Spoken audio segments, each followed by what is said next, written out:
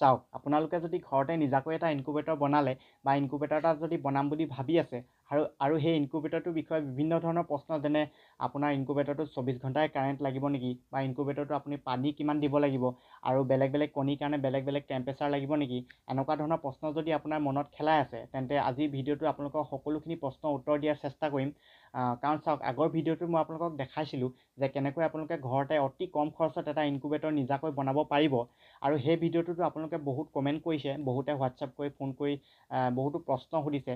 তো ভাবিলোঁ সেই সকলোখিনি প্ৰশ্নৰ উত্তৰ আপোনালোকক এটা ভিডিঅ'ৰ যোগেদি দিয়াৰ চেষ্টা কৰোঁ।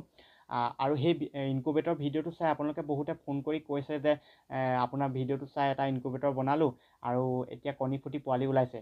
তো ভাল লাগিছে, নিজৰে বহুত ভাল লাগিছে যে এটা ভিডিঅ'ৰ যোগেদি আপোনালোকক অলপ হ'লেও টিকুটমেন হ'লেও আপোনালোকক সহায় কৰিব পাৰিছোঁ, আপোনালোকৰ উপকাৰ হৈছে। তো আপোনালোকক বহুত বহুত ধন্যবাদ এইদৰে মোক ছাপোৰ্ট কৰাৰ বাবে, এইদৰে আপোনালোকক মৰম দিয়াৰ বাবে। তো আগলৈকো আপোনালোকে এনেকুৱা ভাল ভাল ভিডিঅ' দি যোৱাৰ চেষ্টা কৰিম।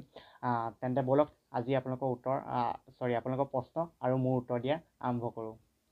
আপোনালোকে সোধা প্ৰথম প্ৰশ্নটো হৈছে, এই প্ৰশ্নটো অকল এজনেই নহয়, বহুত কেইজনে সুধিছে যে 24 ঘণ্টাই কাৰেণ্ট থাকিব লাগিব নেকি, আৰু এজনে সুধিছে ইনভাৰ্টাৰ লাগিব নেকি, বা 1-2 ঘণ্টা কাৰেণ্ট গ'লে কিবা প্ৰব্লেম হ'ব নেকি।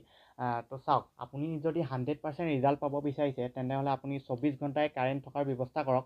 আৰু তাৰ ভিতৰতো যদি আপোনাৰ ইনভাৰ্টাৰ নাই, যদি আধা ঘণ্টা বা 1 ঘণ্টাৰ কাৰণে আপোনাৰ যদি কাৰেণ্ট যায়, তেনেহ'লে আপোনাৰ একো প্ৰব্লেম নহয়। কিন্তু তাতকৈ বেছি যদি আপোনাৰ কাৰেণ্ট যায়, বা 2-3 ঘণ্টালৈকে যদি আপোনাৰ কাৰেণ্ট নাথাকে, তেনেহ'লে আপোনাৰ কণীখিনি বেয়া হৈ যাব বা বেয়া হৈ যোৱাৰ চান্স আছে।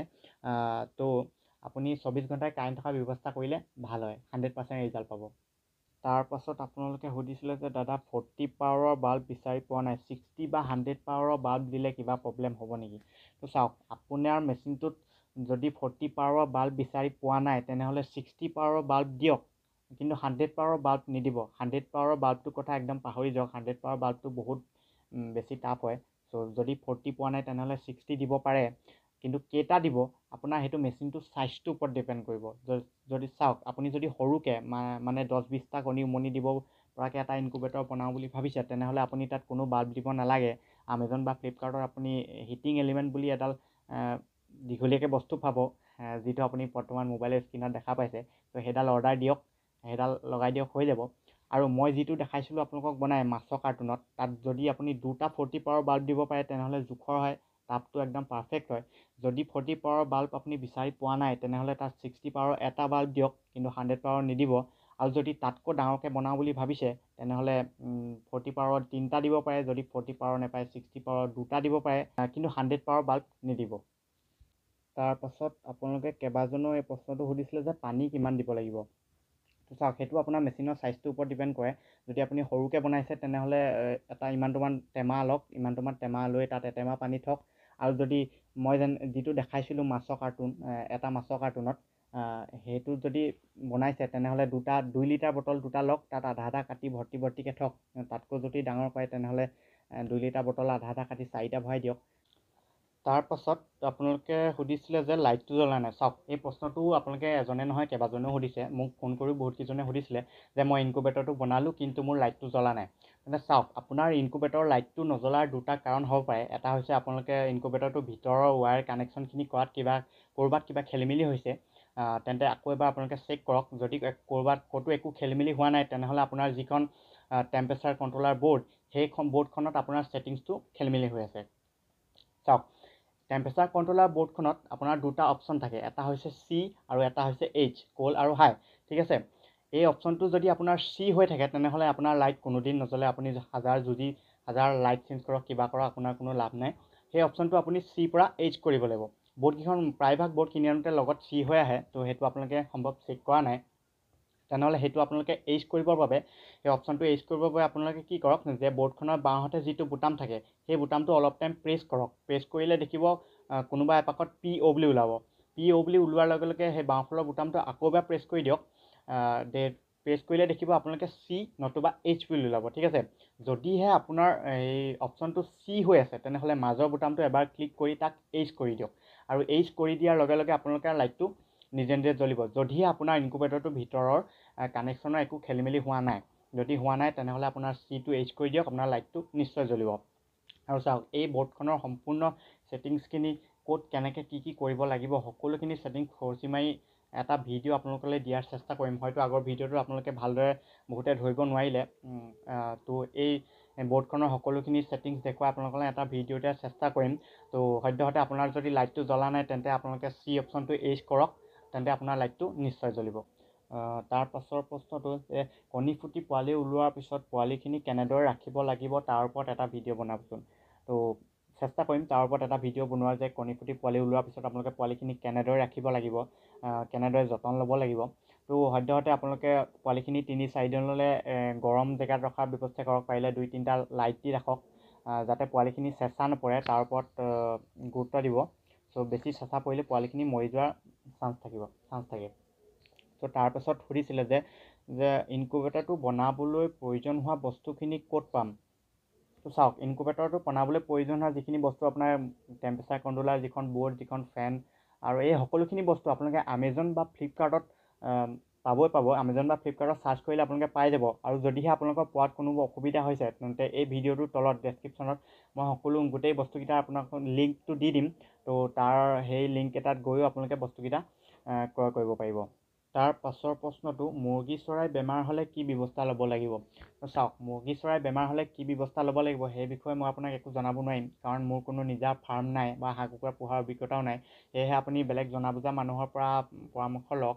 আমি মাত্ৰ যদি আপোনাক ইনকুবেটৰ লাগে তে ইনকুবেটৰ যোগান ধৰিব পাৰিম। আৰু যদি আপোনাক পোৱালি লাগে, হাঁহ পোৱালিয়ে হওক বা কুকুৰা পোৱালিয়ে হওক, বটা চৰাই পোৱালিয়ে হওক, এই দুটা বস্তুহে আপোনাক যোগান ধৰিব পাৰিম। বেমাৰ আজাৰৰ বিষয়ে আপোনাক একো ক'ব নোৱাৰিম।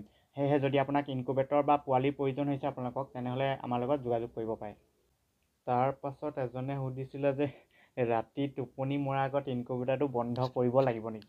তো চাওক দাদা, আপুনি ৰাতি টোপনি মৰাৰ আগত ইনকুবেটৰটো বন্ধ নকৰিব, কাৰণ ইনকুবেটৰটো আপোনাৰ 24 ঘণ্টাই কাৰেণ্ট পোৱাৰ প্ৰয়োজন। সেইকাৰণে আপুনি ইনকুবেটৰটো দিন ৰাত চলি থাকিবলৈ দিব। আধা ঘণ্টা 1 ঘণ্টা কাৰেণ্ট নাপালে একো নহয় বাৰু, কিন্তু আপুনি গোটেই ৰাতিটো যদি ইনকুবেটৰটো বন্ধ কৰি থৈ দিয়ে তেনেহ'লে আপোনাৰ ৰাতিপুৱালে গোটেই কণীখিনি বৰবাদ হৈ যাব, বেয়া হৈ থাকিব। তো সেইকাৰণে আপুনি ৰাতি টোপনি মৰাৰ আগত ইনকুবেটৰটো বন্ধ নকৰিব, অন কৰিয়ে থৈ দিব। তাৰ পাছত সুধিছিলে যে কইল চৰাই কণী কিমান ডিগ্ৰী হিটত দিব লাগিব আৰু কিমান দিনৰ পিছত কণী ফুটি পোৱালি ওলায় আৰু কিমান ডাঙৰ বাকচ দিব লাগিব, সকলোখিনি খৰচি মাৰি এটা ভিডিঅ' বনাবচোন। চাওক, বটা চৰাই হওক, কুকুৰা চৰাই হওক বা হাঁহ কণীয়ে হওক, আপোনালোকে সকলোতে টেম্পাৰেচাৰটো সমানেই হ'ব, 37 ডিগ্ৰী বা 38ৰ ভিতৰত ৰাখিব। আৰু কিমান দিনৰ ভিতৰত কণী ফুটি ওলাই ক'বলৈ গ'লে, আপোনাৰ বটা চৰাই কণী ফুটি পোৱালি হ'বলৈ হ'লে আপোনাৰ 15 দিনৰ ভিতৰত ওলাই যায়। আৰু কুকুৰা কণী আপোনাৰ 20ৰ পৰা 21 দিনৰ ভিতৰত ওলাই যায়। আৰু হাঁহ কণী আপোনাৰ 30-31 দিন লাগে। তো আৰু কিমান ডাঙৰ বাকচ লাগিব সেইটো আপোনাৰ নিজৰ ওপৰত ডিপেণ্ড কৰে, কাৰণ যদি আপুনি কম কণী দিব বিচাৰিছে তেনেহ'লে আপুনি সৰু বাকচ দিয়ক। যদি আপুনি সৰহকৈ উমনি দিম বুলি ভাবিছে তেনেহ'লে আপোনাৰ নিজৰ ডাঙৰ বাকচ দিয়ক। তো সেইটো আপোনাৰ সম্পূৰ্ণ নিজৰ ওপৰত ডিপেণ্ড কৰে। আৰু টেম্পাৰেচাৰটো সকলোতে সমানেই হয়। তাৰ পাছত সুধিছে, দাদা ফেন দুখন বক্সটোৰ যিকোনো এডোখৰ ঠাইত লগালে হ'ব নেকি। তো হৈ যাব। তো ফেন দুখন আপোনালোকে বক্সটো যিকোনো এডোখৰ ঠাইত লগালে হ'ব। আপোনালোকে ওপৰতো লগাব পাৰে, ছাইডত দিব পাৰে, পথালিকে দিব পাৰে, কিন্তু দুমূৰে দুখন দিয়াৰ চেষ্টা কৰক। বা এখন 12 ভল্টৰ ফেন নিদি এখন 24 ভল্টৰ ডাঙৰ ফেন দিলেও হ'ব। সেইটো আপোনাৰ ইনকুবেটৰ চাইজটোৰ ওপৰত ডিপেণ্ড কৰে। তো আপোনালোকে যিকোনো এডোখৰ ঠাইত লগালে হৈ যাব।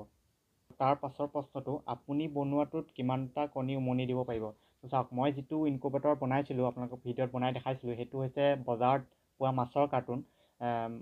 যিটোত মাছ আহে বাহিৰৰ পৰা, সেই মাছৰ কাৰ্টুনটো বগা, সেইটো আপোনালোকে হয়তো অনুমান কৰিব পাৰিছে কিমান ডাঙৰ হৈছে, হয়তো আপোনালোকে দেখিছেই। তো সেইটোত আপোনালোকৰ হাঁহ কণী 70-80টা দিব পাৰিব। আৰু কুকুৰা কণী 120-130টামান কুকুৰা কণী ধৰিব।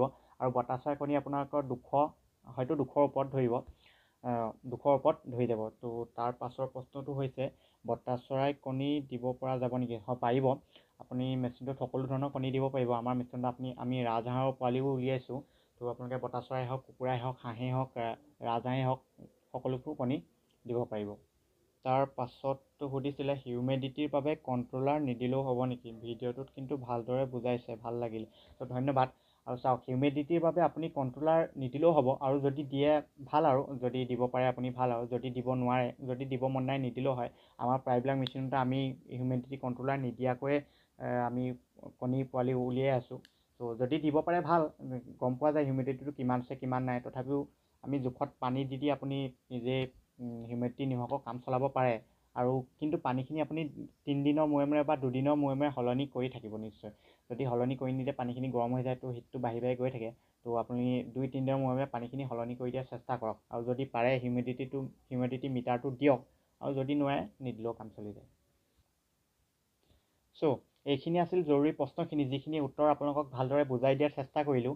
চ' ইয়াৰ উপৰিও আপোনালোকে বহুতে কমেণ্ট কৰিছে যে ভাল লাগিছে দাদা, তো বুজি পাইছোঁ, ভালদৰে বুজাই দিয়াৰ বাবে ধন্যবাদ, আগবাঢ়ি যোৱা। চ' আপোনালোককো বহুত বহুত ধন্যবাদ। ভালদৰে বুজাব পাৰিছোঁ নে নোৱাৰিছোঁ নাজানো, কিন্তু তথাপিও আপোনালোকে ইমান ছাপোৰ্ট কৰাৰ বাবে আপোনালোকক বহুত বহুত ধন্যবাদ। চ' আৰু আপোনালোকে বহুতে মোৰ ফোন নাম্বাৰটো বিচাৰি আছিল। যদি আপোনালোকক কিবা সুধিবলগীয়া থাকে, যদি আপোনালোকে কিবা বুজি পোৱা নাই, তেনেহ'লে নিশ্চয় যোগাযোগ কৰিব পাৰে। মোৰ নম্বৰটো ডেছক্ৰিপশ্যনত আৰু কমেণ্ট বক্সত পিন কৰি দিয়া আছে। তো চাই লওক, যদি সুধিবলগীয়া থাকে যোগাযোগ কৰক। আৰু আপোনালোকক যদি ইনকুবেটৰ প্ৰয়োজন হয়, আৰু ইনকুবেটৰ উপৰি যদি হাঁহ পোৱালি হওক বা কুকুৰা পোৱালি হওক বা বটা চৰাই পোৱালি হওক প্ৰয়োজন হৈছে, তেনেহ'লে আমাৰ লগত যোগাযোগ কৰক, আমি আপোনালোকক নিশ্চয় দিম। চ' যোগাযোগ কৰিব পাৰে, নাম্বাৰকেইটা আছে তলত, চাই লওক। চ' আমি আপোনালোকক নিশ্চয় দিম। চ' আজিলৈ ভিডিঅ'টোত ইমানেই। যদি ভিডিঅ'টো ভাল পালে নিশ্চয় এটা লাইক কৰিব, আৰু কিবা সুধিবলগীয়া থাকিলে তলত কমেণ্ট কৰিব, আৰু আগলৈ এনেকুৱা ভিডিঅ' পাবৰ বাবে আমাৰ চেনেলটো ছাবস্ক্ৰাইব কৰিবলৈ যেন নাপাহৰে। চ' আজিলৈ এৰিছোঁ, ধন্যবাদ। আৰু এটা কথা, যদিহে আপোনালোকে মোৰ আগৰ ইনকুবেটৰ বনোৱা ভিডিঅ'টো চোৱা নাই, তেনেহ'লে মোৰ চেনেলটোত যাওক, ইনকুবেটৰ বনোৱা ভিডিঅ'টো চাওক। মই তাত ধুনীয়াকৈ দেখাই দিছোঁ আপোনালোকে ঘৰতে কেনেকৈ কম খৰচত এটা ইনকুবেটৰ বনাব পাৰিব। তেনেহ'লে যাওক, ভিডিঅ'টো চাওক, ইনকুবেটৰ বনাওক আৰু পইচা ঘটক, পোৱালি উলিয়াওক, পইচা ঘটক। Thank U.